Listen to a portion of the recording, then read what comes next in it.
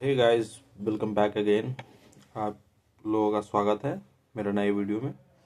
और मैं कल जो है मतलब 3 तारीख को मैं बहुत कुछ नहीं कर पाया। मैं सिर्फ टेस्ट दिया और मतलब करंट अफेयर को मैंने पढ़ा। और परसों यानी कि 4 तारीख को मैंने 4 तारीख को संडे था ना, पूरा का पूरा रिवाइज किया। सो मैं बताता हूँ 3 तारीख को मैंने क्या पढ़ा, ठीक है। 3 तारीख को बहुत सारा आर्टिकल्स था, उसमें कुछ रिपीटेड आर्टिकल्स था तो उसको हम स्किप करेंगे बिकॉज रिपीटेड आर्टिकल्स को बार बार पढ़ना कोई समझदारी नहीं है, ठीक है। सो पहला था ईरान। ईरान पे क्या चर्चा था, देखो। ईरान बहुत ही इम्पोर्टेंट लोकेशन है और आपको पता होना चाहिए कि INSTC जब गुजरता है तो ईरान से होके ही गुजरता है।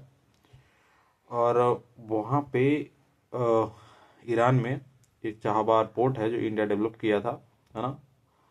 और इस पे मोस्ट प्रोबेबली हमको लगता है कि USA सैंक्शन लगाएगा। USA तो ऐसे ही मना कर रहा है अभी फिलहाल। USA जो बॉम्बिंग किया है वेनेजुएला पे, उसको देख के बहुत ज़्यादा चिंता जाहिर हो रहा है इस बात पे भी। सो ईरान का पहली बात तो स्ट्रैटेजिक लोकेशन, है ना। दूसरी बात, ईरान जो है हमारे लिए क्यों इम्पोर्टेंट है। देखिए, हमारे लिए इसलिए इम्पोर्टेंट है कि ये थर्ड लार्जेस्ट ऑयल रिजर्व रखता है ईरान। और USA जिस तरह से वेनेजुएला को बॉम्बिंग किया है, किस लिए बॉम्बिंग किया है, वो बॉम्बिंग किया है तेल के लिए, ऑयल रिजर्व के लिए, हमेशा याद रखना आपको, है ना। वहाँ पे बॉम्बिंग करके उसको अपने अंडर में ले लेगा, फिर वहाँ से अपना जैसे मन तैसे वो ऑयल को निकालेगा। सो ये हो गया। और दूसरा बात, ईरान इसलिए क्योंकि ईरान पे भी कभी भी बॉम्बिंग कर सकता है। ईरान पे पहले कर चुका है, तो अब हो सकता है कि जिस तरह से वो किडनैप किया है, मतलब उनको वेनेजुएला का जो प्रेसिडेंट है उसको उठा लिया गया है USA के द्वारा, सेम उसी तरह से कोई प्लान बना के, है ना, डेल्टा फोर्स को भेज के और वहाँ पे क्या कर सकता है, उसको उठवा सकता है। So it is very concern, और ईरान ईरान के बारे में आपको क्या पढ़ना है। थर्ड लार्जेस्ट ऑयल रिजर्व रखता है ईरान। दूसरा बात ये कि ईरान एक्सपोर्ट ऑयल करता है, और क्या एक्सपोर्ट करता है मतलब मेजरली देखना है हमको, ठीक है ना। और उसके बाद बॉर्डरिंग कंट्रीज, ईरान से सटा हुआ कौन कौन सा कंट्रीज है उसके बारे में आपको एकदम इन डिटेल पढ़ना है बिकॉज बहुत ज़्यादा जरूरी है। उसके आसपास में सी कौन लगता है ना, ये आपको पढ़ना है, ठीक है। और चाबहार पोर्ट का सिग्निफिकेंस आपको देखना है कि चाबहार पोर्ट हमारे लिए क्यों इम्पोर्टेंट है ना, इसके बारे में आपको पता होना जरूरी है, ठीक है। So that's it. एंड आपको पता होना चाहिए P5 कंट्री के बारे में, जिसमें US, UK, फ्रांस, रशिया और चाइना आता है। P5 कंट्री के बारे में आपको जानना बहुत जरूरी है। फिर काटसा के बारे में जानना है ना। काटसा क्या है कि काटसा एक एक्ट है, मैं बताता हूँ। इसमें क्या है ना कि रसिया और नॉर्थ कोरिया, ईरान से अगर कोई ट्रेड करता है तो उस कंट्री पे सैंक्शंस लगाया दिया जाता है। सोचो, USA का ये एक एक्ट है काटसा। दिस इज वेरी रिडिकुलस, है ना। और ये चीज़ है। और आपको INSTC के बारे में आपको जानना जरूरी है ना, क्योंकि ये एक इनिशिएटिव लिया गया था, देन ये ठंडा पड़ गया। अभी इसका कोई शायद रेलिवेंस नहीं है, बट आपको जानना, थोड़ा सा जानना जरूरी है कि ये कौन कौन से कंट्री से होकर गुजरता है ना, इसके बारे में आपको जानना जरूरी है। सो G2 के बारे में जानना। G2 का अभी रेलिवेंस नहीं है अभी के, लेकिन G2 जानना जरूरी है। USA और चाइना, है ना, ये G2 कंट्रीज हैं। ये था। और मैं पिछले वीडियो में आपको बताया था पीपल रिप्रेजेंटेशन एक्ट के बारे में। आप क्या पढ़े, कमेंट सेक्शन में जरूर से लिख के बताइएगा, ठीक है। पीपल रिप्रेजेंटेशन एक्ट 1950 और 1951 के बारे में बताइए, क्या आपने पढ़ा, क्या पढ़ा। अगर नहीं पढ़ा तो जरूर जाके पढ़े, ठीक है। सो हम लेट्स गो, आगे बढ़ते हैं, ओके। उसके बाद आपको एक आर्टिफिशियल इंटेलिजेंस है ना, एक आर्टिफिशियल इंटेलिजेंस ऐप है जो क्या करता है, कहीं ना कहीं आपको ये सुविधा प्रोवाइड करता है कि किसी भी ऐप के जरिए आप वीडियो क्रिएट कर सकते हैं। मतलब किसी भी ऐप, सॉरी हम कह रहे हैं किसी भी इमेज के जरिए आप वीडियो क्रिएट कर सकते हैं, है ना। उसका नाम ग्रोक है।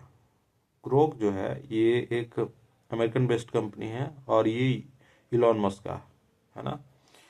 आपको ये भी पता होना चाहिए कि ये बहुत ज़्यादा ही मतलब फिलहाल अभी ट्रेंडिंग में चला है। बिकॉज क्योंकि किसी का भी फोटो उठा के उसको न्यूड कर दिया जा रहा है ना।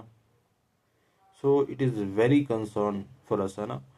एक चीज़ और मैं बताता हूँ, हमारे लिए कंसर्न भी है। देखो मैं पहले बता चुका हूँ कि आपको दो चीज़ पढ़ना है, इसको दो प्रोस्पेक्ट पढ़ना है। एक पहला पढ़ना ये है कि इसका बेनिफिट क्या है, हम इससे लाभ हमारा क्या होता है। दूसरा प्रोस्पेक्ट ये पढ़ना है कि आर्टिफिशियल इंटेलिजेंस का कंसर्न क्या क्या है। बिकॉज कंसर्न भी तो है ना। सो इसके बारे में एडवांटेज और डिसएडवांटेज दोनों आपको पढ़ना है। ओके, उसके बाद आता है शेड्यूल ट्राइब स्टेटस, है ना। शेड्यूल ट्राइब को स्टेटस कैसे दिया जाता है इसके बारे में पढ़ना है, ठीक है। इससे रिलेटेड आर्टिकल्स भी पढ़ना है और आपको पता होना चाहिए कि असम के जो मिनिस्टर्स हैं, है ना, फिलहाल असम के जो मिनिस्टर्स है वो ओबीसी की कैटेगरी में जितने भी शायद 14 ट्राइब्स थे उसको एसटी में क्या किए, एसटी में रिकॉग्नाइज करने के लिए एक बिल पास किए थे। उसको रिजेक्ट कर दिया गया है किसके द्वारा, the coordination committee of tribal organisation of Assam, reject कर दिया गया है। सो ये पढ़ना आपको जरूरी है और मैं बताऊंगा अभी जस्ट मैं बताऊंगा कि कौन सा आर्टिकल आपको पढ़ना है, ठीक है। सो और एक और चीज आपको वो पढ़ना है सिक्स्थ शेड्यूल के बारे में। सिक्स्थ शेड्यूल आपको पता होना चाहिए कि आसाम, मेघालय, त्रिपुरा, मिजोरम से रिलेटेड है।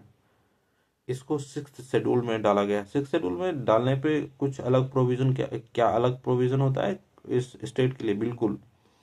इसके लिए जो कहने का मतलब गवर्नमेंट जो फंड रिलीज करती है वो एक्स्ट्रा फंड होता है ना, इसके डेवलपमेंट के लिए, अलग अलग अलग चीज़ के लिए।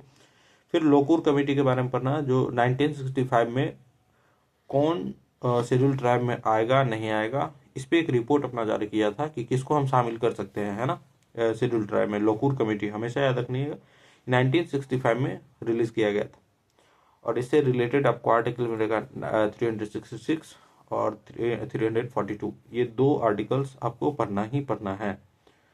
तो मैं थोड़ा सा ब्रीफिंग कर दूं क्या, इसके एसटी का क्या कैरेक्टरिस्टिक्स होता है उसके बारे में अगर मैं ब्रीफ कर दूंगा तो आपको शायद पता चल जाए। और ये हमेशा याद रखना लोकूर कमेटी ने जारी किया था। सो इंडिकेशन ऑफ प्रिमिटिव ट्रेड्स पहला कैरेक्टरिस्टिक्स है। दूसरा डिस्टिंक्टिव कल्चर होना चाहिए, ठीक है। तीसरा है ज्योग्राफिकली आइसोलेशन भी होना चाहिए। और चौथा है signs of contact with the community at large. भाई ये मुझे ना पता है, मैं चौथा जब भी पढ़ता हूँ ना मुझे अजीब लगता है। मैं भी यार शर्माता था, ऐसे नहीं मैं लोगों से बात करने में शर्माता था कि मैं ट्राइब से हूँ। नहीं बिल्कुल नहीं, मैं ट्राइब से नहीं हूँ यार, शेड्यूल ट्राइब से नहीं हूँ। सो ये चीज़ आपको याद रखना है। और आर्टिकल 366 हमेशा याद रखना है कि जो कि शेड्यूल ट्राइब से है, ये कहता है schedule tribes means such tribes और tribal communities are deemed under article 342 of the constitution and schedule tribes. याद रखना है, इसके बारे में हमको आपको पढ़ना ही है। 342 क्या करता है, प्रेसिडेंट को पावर देता है कि किसको आप शेड्यूल ट्राइब में रख सकते हो, है ना, ये चीज़। 41 में है first time modify ST list को किया गया था। 42 का 2 में है, मतलब क्लॉज 2 में है, लिस्ट में किसी जाति को भी मतलब किसी भी जाति को शामिल करने या हटाने का प्रोविजन करता है। 42 का क्लॉज 2 हमेशा याद रखना ये चीज, ठीक है। सो ये एक मतलब 3-4 रिलेटेड और आर्टिकल है जो आपको हमेशा याद रखना है क्योंकि आप पॉलिटी पढ़ते ही हो। तो आर्टिकल 15 का क्लॉज 4, आर्टिकल 16 का क्लॉज 4, आर्टिकल 16 का क्लॉज 4 का ए, आर्टिकल 16 का क्लॉज 4 का बी यानी कि सब क्लॉज बी, और आर्टिकल 244। इसको याद कर लेना एकदम अच्छे से, ठीक है। सो ये था और मैं इसको ब्रीफिंग कर देता हूँ कि कैसे, मतलब कहाँ ये प्रोसीजर भी अलग होता है, याद रखना हमेशा। ट्राइब जैसे शेड्यूल ट्राइब में मतलब आपको अगर किसी भी जाति को, किसी भी ट्राइब को रखना है तो याद रखना उसके लिए प्रोसीजर भी अलग होता है, ये लंबा प्रोसीजर होता है। सो प्रोसीजर भी हमेशा आपको ध्यान में रखना है, क्योंकि आपको यूपीएससी कभी भी इससे क्वेश्चन बना सकता है। सो मैं बताता हूँ, ठीक है, इसको एकदम शॉर्ट में बताता हूँ, ठीक है। तो सबसे पहले किसी भी ग्रुप को अगर आपको शेड्यूल ट्राइब में रखना है ना, तो सबसे पहले बिल जो है स्टेट गवर्नमेंट लाती है मिनिस्टर्स के द्वारा, और उसके बाद आता है ट्राइबल मिनिस्ट्री के पास, वहाँ से पास होने के बाद है ना आरजीआई के पास जाती है ना, उस वहाँ से पास होने के बाद एनसीएसटी के पास जाता है, national commission of schedule tribe, इसके पास जाता है, उसके बाद जाता है कैबिनेट के पास, है ना। कैबिनेट से अगर पास हो जाता है तो फिर पार्लियामेंट पे बिल्कुल लाया जाता है, पार्लियामेंट से हो जाता है तो फिर आपको एज यूजुअल पता है कि पार्लियामेंट से पास होने के बाद प्रेसिडेंट के पास जाता है। सो ये प्रोसीजर हमेशा याद रखना, पहले स्टेट गवर्नमेंट, फिर देन ट्राइबल मिनिस्ट्री, फिर आरजीआई, है ना, फिर एनसीएसटी, और फिर जाता है कैबिनेट, और देन पार्लियामेंट, और उसके बाद प्रेसिडेंट, ठीक है। ये आपको अच्छे से याद रखना है। सो ये सारा चीज़ है। इसके बाद देखते हैं हम क्या। तो इसके बाद आपको आता है एक्सपोर्ट प्रमोशन मिशन, जिसको ईपीएम बोलते हैं। इसमें दो चीज़ है, दो चीज़ याद रखना, एक है निर्यात प्रोत्साहन, और एक है एक मिनट सॉरी, एक है निर्यात प्रोत्साहन और एक है निर्यात दिशा। दो प्रोविजन किए गए हैं ईपीएम में, तो दोनों को आपको पढ़ना है, ठीक है। निर्यात प्रोत्साहन बेसिकली ये फाइनेंशियल सपोर्ट प्रोवाइड करता है, और निर्यात दिशा जो है ये मार्केट सपोर्ट प्रोवाइड करता है। ये आपको याद रखना है, ठीक है। और इसका एम क्या है? इसका एम है easing and reducing the cost of the credit, है ना, जो कि एक्सपोर्टर्स बेसिकली फेस करते हैं इस चीज़ को। तो इसको क्या करना, रिड्यूस करना कॉस्ट को। और आपको पता है कि इससे रिलेटेड एक और चीज़ है, वो है credit guarantee fund trust for micro and small enterprise, MSME के लिए, है ना। इसमें क्या होता है मैं बताता हूँ। जैसे आपको पता होना चाहिए कि जब भी एक्सपोर्ट होता है तो इंस्टेंटली पैसा नहीं आता है, तो इसमें हो भी सकता है, मतलब इसमें कंसर्न बना रहता है, तो फिर पैसा कहाँ से आएगा। तो गवर्नमेंट जो है गारंटी लेती है कि भाई हम जो है इतना % गारंटी लेते हैं कि आपका पैसा रिकवर हो जाएगा, ठीक है। सो ये चीज़ है माइक्रो एंड स्मॉल मतलब एमएसएमई के लिए है। सो 85% गारंटी प्रोवाइड होता है गवर्नमेंट के द्वारा, ठीक है। सो आगे हम बताते हैं। हाँ, तो आपको पढ़ना है circular sorry circular waste management के बारे में पढ़ना है, ये क्या होता है आपको ये पढ़ना ही पढ़ना है। और एक और चीज़ है प्लाज्मा गैसिफिकेशन। प्लाज्मा गैसिफिकेशन क्या है ना, आपको इसमें यूट्यूब पे वीडियो मिल जाएगा, एनिमेटेड वीडियो मिल जाएगा, तो आपको पढ़ना है प्लाज्मा गैसिफिकेशन के बारे में शो। और प्लाज्मा आपको मैं बता रहा हूँ, थोड़ा बेसिक बेसिक बता देता हूँ। प्लाज्मा गैसिफिकेशन एक ऐसा मेथड है वेस्ट को मैनेज करने का, जिसमें हर एक टाइप का वेस्ट आ जाता है, और उससे हम इलेक्ट्रिसिटी जनरेट करते हैं। इलेक्ट्रिसिटी कैसे जनरेट करते हैं, उससे फ्यूल निकालते हैं हम। आपको पता है, आपको प्लास्टिक से पेट्रोल बनाया जा सकता है, आपको पता है शायद, है ना।